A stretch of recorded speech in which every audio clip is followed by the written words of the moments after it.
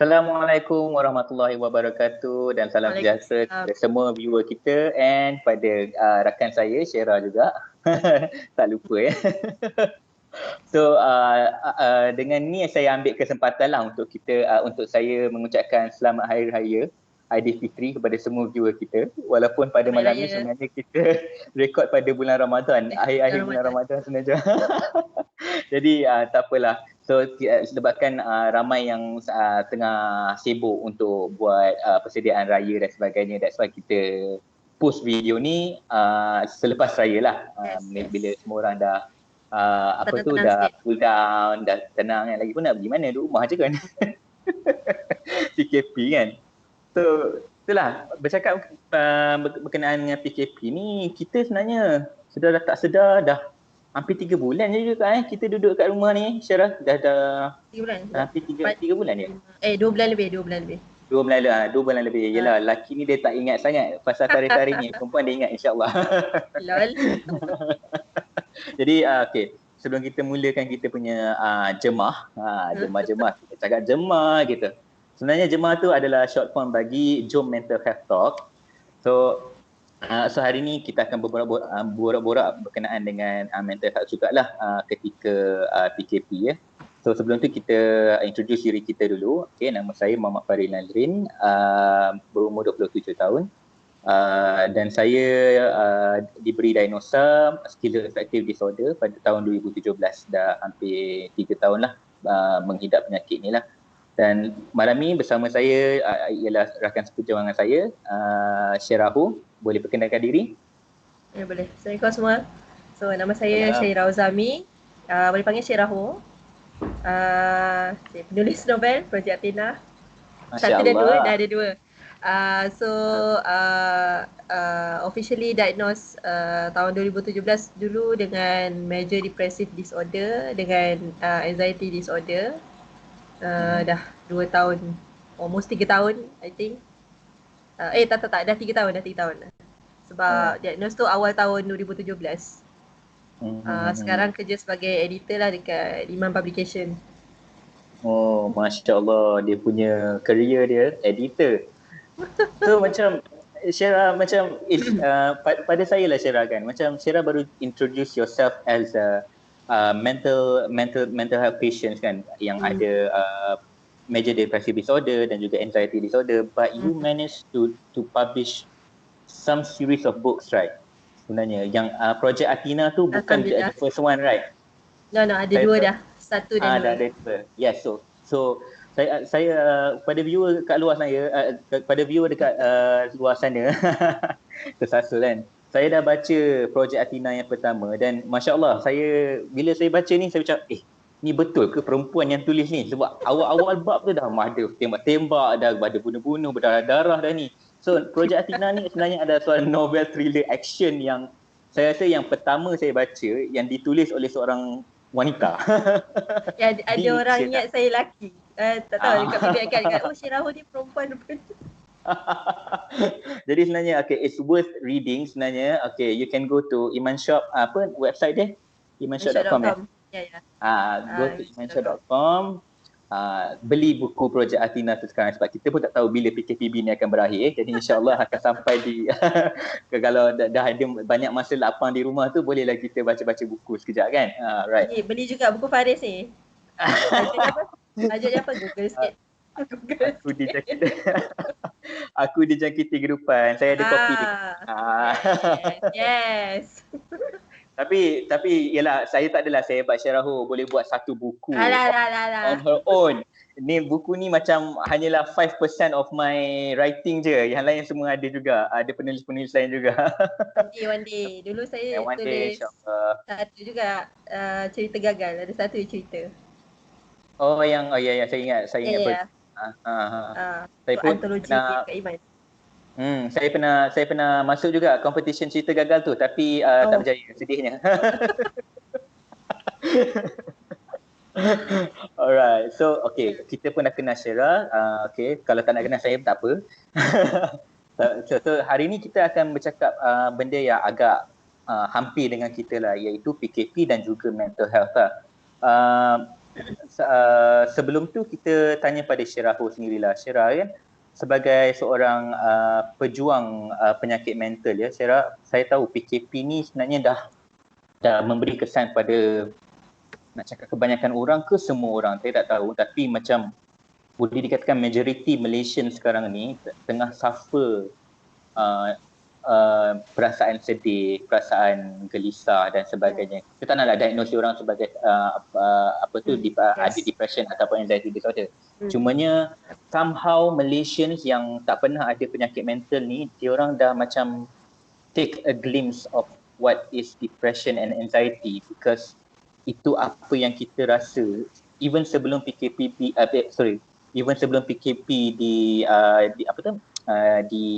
diumumkan lah kan. Rasanya macam banyak supermarket yang penuh kan, like 2 to 3 days before PKP. Kita boleh tengok macam mana orang panik, macam mana orang rasa takut dengan COVID-19 ni. So somehow kita boleh tengok Malaysians how human react towards pandemic ni semua kan. So for you, Syirah, sebagai seorang pejuang penyakit mental, how does it affect you? How does it affect you? I think first thing first, sebab kita semua memang tak pernah hadapi pandemik ni kan. I mean macam kalau pandemik macam tengok cerita like zombie apocalypse kan. Kalau ada zombie apocalypse kan, kita macam marah. Weh, kenapa kau keluar dari rumah, kau duduk je dalam rumah tu. Lepas tu bila dah ada COVID ni kan, macam ni rupanya perasaan orang yang dalam COVID tu. Like, kita marah kan. Tak adalah. Joke aside. Tapi yeah, we basically we are not prepared dan tak ada drill pun sebenarnya. So I think macam like rata-rata semua orang affected. Termasuklah yang ada mental health. I think macam kalau orang yang struggle dengan mental health, dia macam like a layer and then dia like tambah another layer. Dia punya struggle tu sebab I think in a way COVID-19 ni dia bukan, dia affect, dia macam mana, dia punya stress factor dia tu bukan macam personal punya perseverance tau. I mean macam like kan setiap orang ni macam like dia berbeza-beza tahap perseverance, ketahanan, coping, adaptation dia tu kan. So macam like COVID-19 dia macam like another level lah. Dia macam affect economically, budaya kerja dekat company. So macam yang company yang tak prepare awal-awal, so macam terkejut lah macam mana nak resource balik banyak sangat staff ni macam mana kan. So macam ada yang saya dengar kawan saya kena like dicutikan sebab tak dapat bayar. So I think it's hard lah. In short it's hard, to be honest lah. It's hard for everyone lah. Mungkin ada lah yang tak affected dengan benda ni, I don't know lah kan, tapi rata-rata rakyat Malaysia memang affected. And ini termasuklah macam kesihatan mental masing-masing lah. I think bukanlah bagusnya COVID tau. I'm not sure. Tapi in a way kedatangan COVID ni dia macam buatkan orang lagi aware about mental health and emotional health. I think that is good lah. So macam orang start to be mindful, start to like macam ada yang bagus. Macam saya jumpa kat Twitter, dia macam cakap, oh mungkin inilah kot perasaan macam the uncertainty feeling, rasa macam tak ada harapan semua tu. The things yang biasanya kebanyakan pesakit yang depression lah alami, rasa macam tak ada harapan, apa semua tu lah, sama-sama tidak ada. And yeah, macam lost word. Tapi basically it's hard lah untuk semua. So macam untuk Faris, I think macam it also affect macam kalau macam orang yang economically macam dia punya kerja macam satu hari itulah, kalau dia buat kerja, kalau dia macam berniaga ke apa, itulah hasil dia untuk makan satu hari tu. So kalau dia tak kerja, dia tak, I think itu yang lebih I think kalau saya dekat tempat dia tu memang I'm not sure lah apa yang saya akan buat, but I would be in stress gila lah kalau kat situ. Sama juga macam orang yang so macam kalau orang yang kerja office pun tak kata orang yang kerja office ni macam like lucky person yang tak rasa stress. No, dia macam like dia punya struggle dia in different thing lah. So macam office, boundary office dengan rumah tu macam dah tak ada, kita macam dah tak nampak. Generally like, So, generally. So saya tertariklah macam apa yang Syirah cakap berkenaan dengan how PKP has affected the economy kan. Terutama pada orang yang memang kerja-kerja harian dia adalah berniaga. So misal kata kalau dah PKP, dah tak boleh nak keluar untuk berniaga, maka terputuslah dia punya punca pendapatan kan. Jadi saya pernah lah ternampak, came across this one video about a pakcik. A pakcik, I think it's in somewhere in Perlis or Kedah ke, sebab dia punya logat tu. Dia somehow sangat marah pada pihak berkuasa tu sebab tak bagi dia nak jual tembikai kot. I think dekat rumah dia tu ada jual tembikai semua tu. Nampaklah macam pakcik tu sangat rasa irritated dengan keadaan semasa kan, sebab dia tak ada pembeli dan kemudian pihak berkuasa cuba menghalang dia untuk berniaga dan sebagainya kan. Jadi itu kita boleh nampak lah sebenarnya Malaysians memang somehow they affected dengan PKP ni kan. Macam kalau nak salahkan like dia bukan salah sesiapa. I mean kalau nak salahkan COVID pun COVID tu nak muncul macam I think kan betul. So things happen. So macam insyaallah this is one of the ways how Allah wants to show us to show Malaysians maybe to show Malaysian specifically lah sebab kita orang Malaysia kan, macam mana rasanya kesedihan, kemurungan dan kegelisahan tu. Macam maybe after this kita tak tahu hikmah Allah tu macam mana. Kemungkinan selepas PKPB ni, apabila banyak NGO ataupun advocates yang bercerita tentang mental health, ramai rakyat Malaysia yang nak ambil tahu dah pasal isu-isu ni sebab mereka sendiri terasa benda tu walaupun mereka tak didiagnose lagi. Dan kita doakan supaya tak kena diagnose lah. Tapi kalau kena diagnose, insya-Allah kita cuba sama-sama bantulah kan. Jadi saya pun sebenarnya nak cerita sikit lah pengalaman saya menghadapi PKP ni. Pada awalnya seminggu dua tu saya tak rasa apa-apa lah. It's like macam things that we take for granted. For example, going to our office kan. Dia macam kita kan ada Monday blues, Tuesday blues, kadang-kadang sampai blues tu sampai Sunday blues pun kan. Macam lah aku kena pergi office besok. Yes, exactly. True. Tapi so macam first and the second week tu saya rasa macam okay lah, tak apa. It's a great thing for me because company pun macam nak rendahkan workload lah sebab kan kita kan tak ada privilege sangat kat rumah, tak ada internet laju dan sebagainya, tak ada displays desktop yang high speed macam dekat office. Jadi okay, so it's okay. I think we could survive this. I mean like pandemic kan, insyaAllah dalam seminggu dua lagi eloklah itu. But the thing is they keep on they extending tau. Yang benda tu yang beri kesan sangat pada saya tau.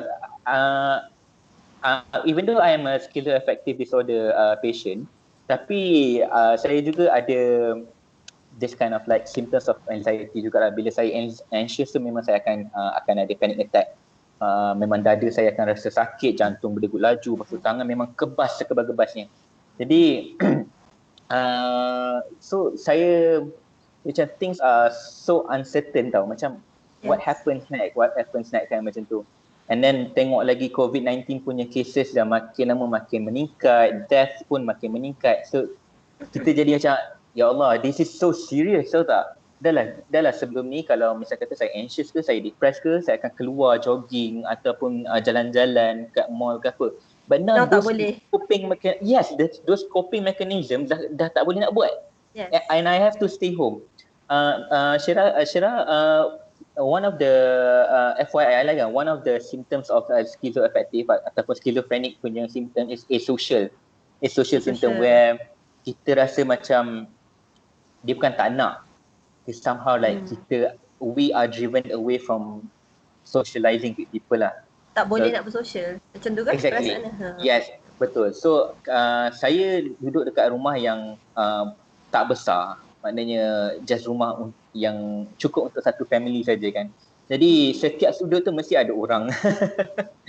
Jadi bila timbulnya perasaan, bila timbulnya sintaktik social tu, dia jadi macam satu benda yang sangat, kita we are in an enclosed space tau. Rasa macam crampnya tempat ni, macam everywhere ada orang. Macam jumpa dengan orang ni tak nak bercakap pula kan. Jumpa dengan orang ni mestilah kena bertegur juga kan. Jadi itu yang sangat memberi kesan pada saya lah, PKP ni. Sebab my movements are restricted. So tu macam mana Syera pula? Syera punya pengalaman macam mana? Like your own personal experience. I think macam quite similar. Dari segi macam so masa dia umum PKP tu kan, kan dia asal dia kata nak tutup jalan by 12 malam kan. So macam masa saya lepas maghrib saya ke office lagi. Saya macam, aku ada 3 jam je nak sampai dari Selangor ke Johor. Packing 10 minit, balik rumah, parking pula. Memang packing 10 minit je. I mean macam like the mind that mindset masa tu sekejap je ni. I mean macam like seminggu 2 tahan lah kot.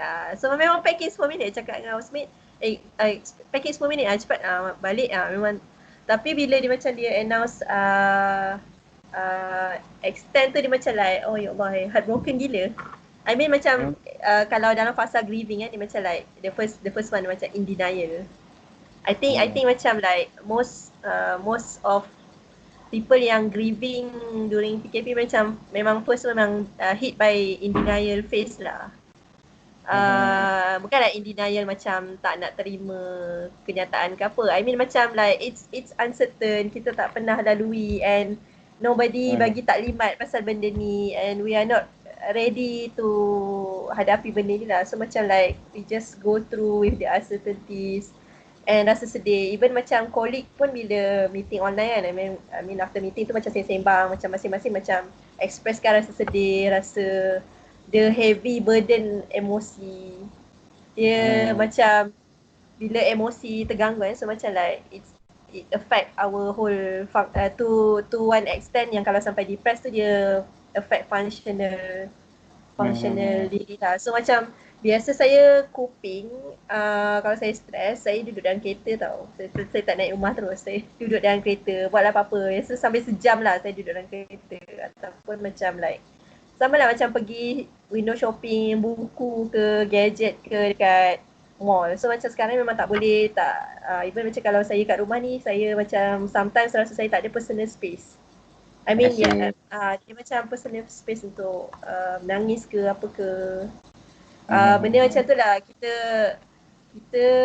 dalam keadaan kita rasa uncertain tu, kita pun being restricted at the same time. So I think it's hard for me, it's hard for kebanyakan orang. I think macam orang yang macam struggle dengan mental health and dia punya coping system, coping adaptation dia adalah dengan menjauhkan diri daripada tempat yang dia stres. I think memang hard lah kalau rumah tu adalah the source of dia punya struggle. True.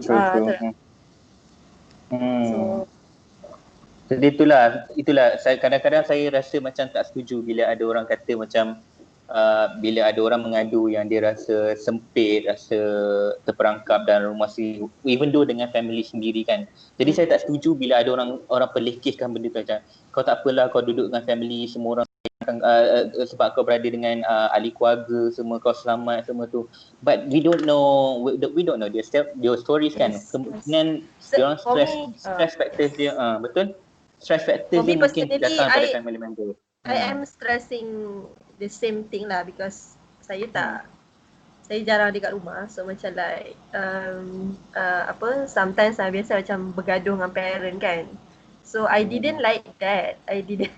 So macam kadang-kadang saya ada macam like ada solution macam kalau saya tak lama-lama kat rumah, tak adalah bergaduh. So now I have to like face it. I cannot run away. So early PKP is quite tough lah for me because if I want to survive this, saya kena cari cara baru untuk adapt lah dengan benda yang bukanlah saya tak suka, tapi saya tahu mungkin ni sebab saya tak suka bergaduh je tu. Saya tak suka bergaduh tu. Bergaduh tu buatkan saya stress and affect lah mood kan. Takkanlah nak moody setiap hari kan. Macam tu lah. It's a legit thing for some people to rasa benda tu stress. True. So okay, like macam I like the way that you say you have to adapt yourself with the current situation kan. So macam Syara, how do you cope with all of this? Macam saya faham yang setengah orang memang coping mechanism dia dah memang restricted, dah tak boleh nak dibuat. Yes. So what are the new coping mechanisms that you generate from this quarantine thingy ni, MCO ni semua? So first thing first, I have to kena ucap terima kasih lah dekat my psychologist, Puan Najwa. Dia dari pusat pakar psikologi jiwa damai, betul. Nama pun lupa. Lama sangat fikir. Okay. Jiwa damai. Imamri tu punya. Tak tahu dia punya dia kerja kat situ lah. Bukan dia tak tahulah dia punya kan. Okay. So basically saya share apa yang dia share kat saya lah. So sebelum PKP saya ada masalah, I hate myself lah, to be honest. I hate myself, like I didn't see my worth. So macam, and just recently dia macam dia share one thing yang kita selalu neglect adalah kita selalu being hard on diri kita sendiri. I mean COVID, everything else ni adalah faktor yang tak boleh dikawal. But the thing yang kita boleh kawal adalah diri kita. Ni bukan kayak motivasi yang gini tu bukan. Sebab takut orang take this as a toxic positivity. No, what I'm trying. Yes. So dia terapinya ada banyak sessions. So ini adalah part of it. So I think macam yang even saya lah, yang saya selalu neglect adalah saya selalu macam bila kita busy kan, kita tend untuk kurangkan aktiviti yang kita suka tau. Sebab kita rasa macam aku tengah busy, banyak kerja, takkanlah aku nak main game, kalau dia suka main game lah, takkan aku nak baca novel kalau dia suka main novel. So kita rasa macam kita banyak kerja and we are not supposed to enjoy ourselves. So macam benda tu psikologi saya cakap that is the cause of why we feel more depressed. I mean macam bila kita depressed, kita tak nak buat benda yang kita suka ataupun fun, anything fun. And tapi dia macam satu cycle tau. Itu adalah satu way. And another way is bila kita tak buat benda-benda yang menggembirakan kita, we became more depressed or sad or something like that lah. I think the least lah yang kita boleh buat is perbanyakkan aktiviti yang kita suka, kita enjoy, at least to relieve the stress. Sebab dia macam it's more to like coping lah rather than, sebab bila kita buat pun dia tak adalah macam kita sedih tu macam hilang, dia tak jadi macam tu. Dia just to numb our sadness and hope lagi lah. I think like we can more focus. Sorry? Yeah. Dia just macam nak kita distract dari kita terus fikir benda yang stress tu. So, macam kalau sebelum ni cara coping saya adalah saya ada time out saya. So sekarang saya tak ada time out tau. So coping saya dulu, time out saya dalam kereta, sejam saya nak buat apa, masa tu je. So sekarang ni saya kena cara lain lah. I mean sometimes jadi, sometimes tak jadi. Yes, it happens. So I think Faris pun macam how do you cope with, sebab dah tak boleh jogging apa semua tu kan. So macam apa yang Faris buat untuk cope with this situation? Well, personally mula-mula macam freak out jugalah. Macam you know, like bila PKP ni extend, ada certain things yang kita dah tak boleh nak buat dan semua kan. So I freaked out on things that I cannot control. So macam saya memang tertarik, dan I agree a lot with what you say yang berkenaan dengan we cannot focus on things that we cannot control. So macam bila saya fokus sangat tentang benda yang saya tak boleh nak control. Contohnya saya tak boleh nak keluar rumah untuk berjogging kan. Saya fokus on that je. That makes me more anxious and depressed. Yes. So how I do is what I do is even though saya tak boleh workout dekat luar, but I can do workouts at home lah, dekat dalam rumah. Walaupun tak boleh berjogging, saya mana ada treadmill kat rumah kan. Takkan nak lari setempat lah kan. Jadi Lama tak dengar. itulah, tapi nasib baik lah. Alhamdulillah I have some gym equipments kat rumah, tapi tak banyak mana pun, and not as advanced as in the gym. Tapi boleh lah, as long as I could get myself sweaty semua tu, boleh lah juga. And then I too I can draw, saya akan lukis, dan sepanjang PKP ni macam makin banyak pula lukisan yang saya dah buat. sebab those are the coping mechanisms yang sebelum ni dia adalah coping mechanism juga, cuma tak buat sangat. Sebab kita focus on the because we have more major coping mechanism yang kita ada kan. But since PKP, benda tu dah memang restricted to do. So memang kita kena kembali kepada those coping mechanism yang is not effective, tapi dia less effective lah. But that's all we can do. That's all we can do. So macam saya akan tengok YouTube, saya tengok Instagram, follow celebrity like artis yang melukis kan, how to do realistic painting semua tu. So I tend to follow them just to being mindful lah dengan aktiviti yang saya buat tu. So alhamdulillah lah, macam since then I feel less anxious. Dia tak adalah tak anxious langsung, tapi macam less anxious dengan benda yang dengan PKP ni. So macam insya-Allah, macam if let's say lah, na'udzubillah, memang saya tak nak pun. Tapi misal katalah PKPB ni diteruskan selepas 9 Jun ke? Lepas 9 Jun kan? So I take it as an advantage for me to maybe write my own book. Mana tahu kan, insyaAllah, sebab ada banyak masa, dan maybe I could improve my drawing skills ke, and then I could lose some weight lah sebab dah workout kan. Macam basically occupy masa lah, supaya kita tak ada masa untuk worry. True. Tak ada masa untuk worry. So macam ada certain masa je untuk worry. But then macam kadang-kadang masa lapang dan bersendiri tu kadang-kadang menakutkan bagi kita. I mean especially orang yang ada intrusive thought. So teringat sebab macam like saya baru je kena panic attack. Like it's so sudden. I mean macam kalau ada benda yang triggering and I know why, biasanya saya tahu nak cakap macam mana dengan diri saya, but like hari Ahad hari tu lah, I don't know, dia macam like masa tengah tarawih. So dia bukan faktor gangguan syaitan. Oh, that's true. I mean macam masa tengah tarawih tu dia macam I don't know, dia macam like tiba-tiba, because intrusive thought ni dia bukan macam kita nak fikir tau. Kita tak nak fikir pun. We don't want it. It just pop like it just pop like macam mana kau datang ni, macam tu, like there's another voice in your head, like one by one, dia macam non-stop tau. So macam malam tu saya terus bad mood, and that morning I had panic attack. I don't know why, but mood saya tiba-tiba down gila-gila. Saya tak boleh nak bekerja. Saya terus ambil emergency leave. Tengah PKP pun ambil emergency leave macam sometimes macam it does make sense lah. Tapi macam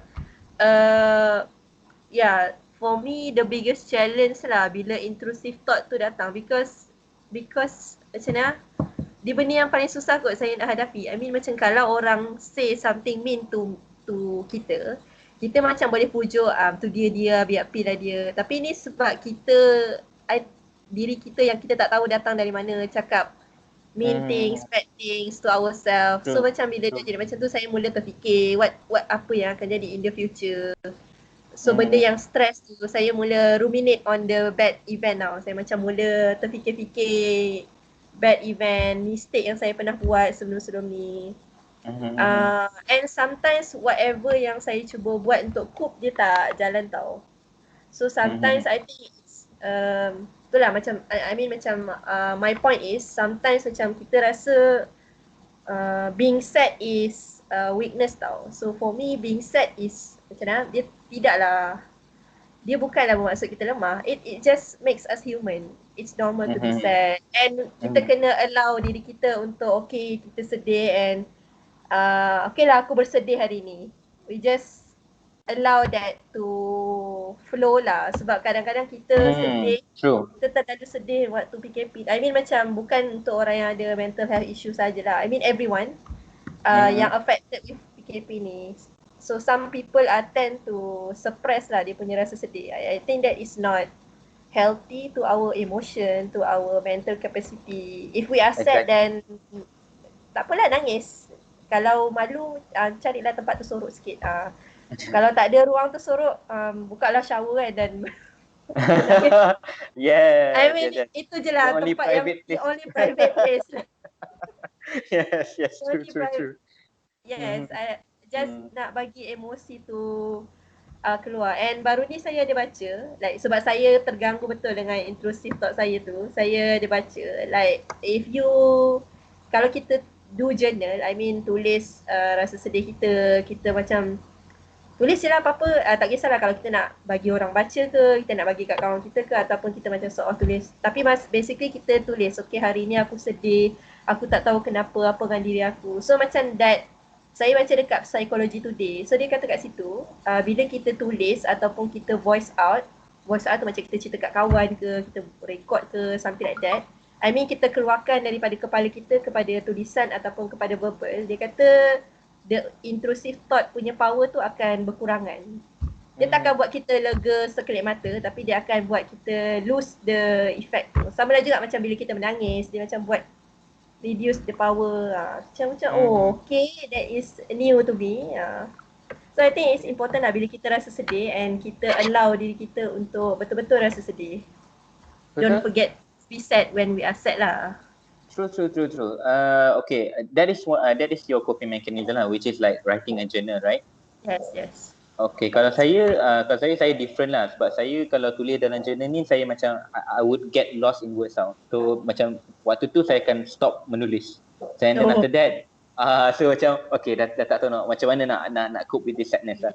Tapi what I do is kalau betul-betul macam saya kata that feelings of overwhelming kan. Jadi I would find someone to talk to lah, macam my wife ataupun kawan-kawan rapat saya. Memang saya akan dia macam saya tak perlu pun nak gubal ayat macam mana nak bagi diorang faham Dia macam just video call je and then macam ceritalah apa-apa. Kita cakap je apa-apa, lantaklah merapu kau faham ke tak faham ke tak apa. Janji aku boleh dengar apa yang aku fikirkan. Sebab pada saya kan Syira, bila kita serabut, kita tak boleh nak fikir kan. Jadi bila kita cakap merapu macam mana pun, somehow otak kita tu yang berbenang, yang dah macam dah berselirat tu, dia macam get pulled one by one tau. So sampai kita tahu this is the main source why we are sad. Macam what should we do? What should we do with this? Padahal sebelum tu macam tak terfikir pun, macam kenapa bila dah tulis bila dah cakap kawan, aku sebenarnya boleh buat. I mean macam so macam kita tak tahu, dia bukan kita tak tahu the main factor of the sadness. Cumanya macam bila ada overlapping factor. Contoh macam ada masak nasi lemak hari ni tak jadi, alamak kerupuk aku hangus. Lepas tu macam alamak kucing aku berak pula lah. Dan dia macam aku tak boleh nak buat semua benda ni. Jadi satu term tau dia macam dia malang berlaku apa benda term tu? Snowball. Ya. Snowball effect kan jatuh. Maksudnya macam the main cause tu dah diseliratkan dengan kita punya overlapping factors tu. Jadi bila kita cakap dengan seseorang, this is for me what I apply for myself bila rasa sedih ke, rasa anxious ataupun rasa marah ke apa kan. So I would talk about it to my beloved ones, wife, mak ke ataupun my friends. So that I could really somehow yang sadness ni dia bukanlah macam tak penting, tapi macam this is the overlapping factor, nanti kita fikirkan ini the main factor yang this one. So macam let's do about this one. What should we do about this one? So that's how I do lah. Macam kita lebih nampak bila kita dah keluarkan tu, baru kita nampak sebenarnya sebenarnya masalahnya ni. What can I do? I cannot do apa-apa. Nanti apa benda lain saya boleh buat. So dia macam Saya ada baca dia macam like sort of bagi sebenarnya kita stress sebab uncertainty tau. Kita uncertain dengan masalah-masalah kita. So bila kita keluarkan, we have something yang certain. So dia macam sort of bagi kita rasa calm down sikit. True. Dia bukanlah suruh jadi nerd tulis. So ada orang ingat bila tulis code tu jadi nerd. No. Tak jadi nerd. Dia just kita keluarkan je. So sebenarnya yes, that will be the message to all our viewers out there yang we have to acknowledge our feelings. Tak kisahlah benda tu negatif ke atau positif. If we are happy, why we are happy, and then appreciate our happiness. If we are sad, why we are sad, and then appreciate our sadness sebab itu yang buatkan kita human. And then what should we do with our sadness tu, and what is the solution? And then talk about your emotions. Benda ni bukan menjadikan kita seorang yang suka mengadu domba ke tak. No, but it's to help ourselves sebenarnya. We have to love ourselves by talking about our problems to our trusted ones, loved ones kan. Jadi I think that is important lah sebenarnya, especially during PKP sebenarnya. So social support from family, from friends are very important kan, Syera? Yes. So macam kalau lebih selesa cakap dengan orang, I mean it's good. Saya pun kalau saya stress, saya cakap dengan kawan, saya cari kawan, someone yang I trust to talk to. But there are times yang saya saya punya anxiety, or bila especially anxiety tak sangat tau. Anxiety saya biasa lebih cakap dengan kawan tau. Tapi bila saya punya depression relapse, saya tak nak cakap dengan orang tau. Dia bukan tak nak, dia macam saya tahu saya kena reach out, tapi saya akan fikir saya akan rasa tak ada gunanya, depressed kan. Depressed. Sebab tu saya go to journaling. So I think mana-mana anyway that works for siapa-siapa, true. Yang penting kita cuba untuk cope with that lah. Betul. So itulah kita kena remind lah our viewers kat sana. Both of our coping mechanism ni sebenarnya tak apply to all. If let's say you have your own coping mechanisms and that works for you, dipersilakan buat. Coping mechanism yang betul-betul membantulah, yang betul-betul positif lah. Jangan buat coping mechanism yang kurang menyenangkan orang lain ke ataupun diri sendiri. First identify lah apakah aktiviti yang membuatkan kita kurang stres. Maybe that is the coping activity kita. True. Buat list kot. Try and semua. Then betul, and then appreciate all of your achievements in one day. Tak kisah small achievements like macam bangun pagi, gosok gigi, masak untuk keluarga ke apa ke, even do something good about your job ke apa ke kan. So macam appreciate all those things supaya kita boleh counter balik those thoughts yang mengatakan kita ni worthless, kita ni hopeless dan sebagainya lah. So dah banyak sangat ni kita cakap ni, Syera sebenarnya. Last cakap pasal small achievement kan, saya suka. So apa small achievement yang Faris paling proud of during PKP ni? Okay. Kalau dapat 3 lagi best. Not big achievement small achievement but you are very proud of. I'm not sure whether it's big or small, tapi alhamdulillah during PKP ni, sebelum PKP saya punya berat 72 kg. Lepas tu sekarang sekarang saya 67. So itulah macam like the small achievements are the process of losing that kind of weight lah. Sebab susah macam bila rasa anxious and depressed and all that, rasa nak bangun and workout tu, ya Allah, dia memang payah lah, berat lah kan. Tapi I managed to do it, and this is the result and I'm proud of it lah. I think kalau saya small achievement yang I'm not sure juga small ke big, ada dua benda lah. So yang first bila saya tak tidur lepas subuh. Good. That is so wow. I can be proud of that. So macam kalau hari tu saya tak tidur lepas subuh, macam I will reward myself, macam hari ni aku tak tidur lepas subuh, so I must celebrate. I must celebrate. Yes, true.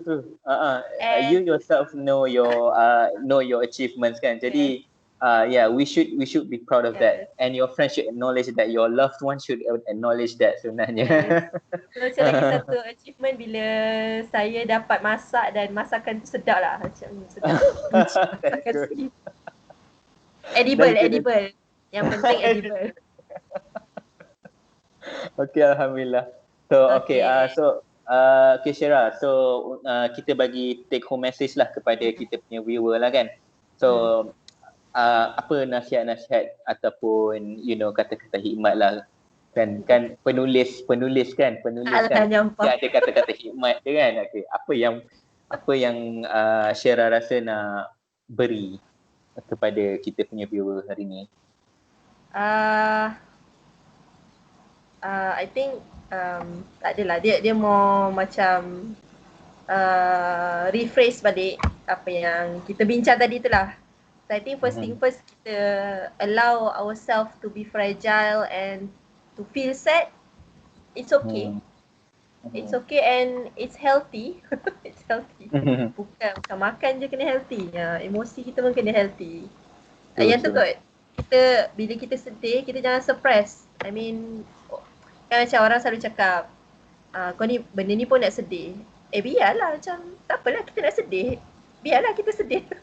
Dia tak nak sedih, biar dia. Kita sedih sekarang supaya kita bagi perasaan tu cepat-cepat, bukan cepat-cepat berlalu tau. Kita macam like bagi dia flow supaya kita lepas tu lebih tenang, macam tu lah. So I think if you sad, go on. Perlukan space lah. Sila. Sila. Ambil. Sila bersedih. It's not wrong untuk kita bersedih, PKP ke apa ke, it's not wrong. And apa lagi And yang kedua, uncontrolled things memang very frustrated, but try to take list down lah apa yang kita boleh control. At least we have something to do lah. Sebab kita stress sebab kita tak tahu nak buat apa kan. Macam mana ni gelar bayam. Macam tu lah. Kita dah lalu kan. Okay, bertenang. Okay, apa yang kita boleh buat? Macam tu. 3 je. Kalau susah sangat kan sehari, okay 3 je. Apa je yang aku boleh buat hari ni. 4, 5, 6, 7, 8 banyak sangat. Esok. Tangguh. Sometimes procrastinate ni bagus juga. And lastly take care of mental health kot. I mean macam tak kisahlah you are officially diagnosed ke ataupun tak ada masalah kesihatan, tak ada masalah disorder apa-apa, kesihatan mental generally is important for everyone. Yeah. So itu je kot Faris. So Faris, your take home message je. Macam dah semua dah kena conclude dah. Semua dah kena conclude. So okay, yang betul-betul saya tertarik, yang memang saya setuju daripada dulu lagi, mental health is very important. Sebab mental health is like our physical health as well. Sebab kalau mental health kita tak sihat, maka dia akan affect kita punya physical health juga. Jadi that's why kita perlu jaga dengan betul. Okay, acknowledge ourselves that we are human. Then feeling weak is not a weakness. Feeling weak is not a weakness. Sebab kadang-kadang phone pun bateri dia akan weak, so kita akan charge. So if you are weak, tak apa, take your time to recharge. Alright. So saya rasa setakat itu saja. So Syera, itu saja ya. Okay. Lama sembang kotak ni sampai subuh ya. tak bangun subuh lah nanti kan. Okay, jadi terima kasih kepada semua viewer kami pada malam ni. Dan insyaAllah apa-apa yang baik-baik itu datang daripada Allah, dan yang segala kelemahan itu datang daripada Allah juga, cuma dia melalui kami berdua. So apa-apa salah silap kami minta maaf. Jadi selamat hari raya sekali lagi, dan Maaf saya batin. insyaAllah maaf dari batin, dan insyaAllah kita akan berjumpa lagi. Okay, Assalamualaikum Okay, warahmatullahi Assalamualaikum wabarakatuh. warahmatullahi wabarakatuh.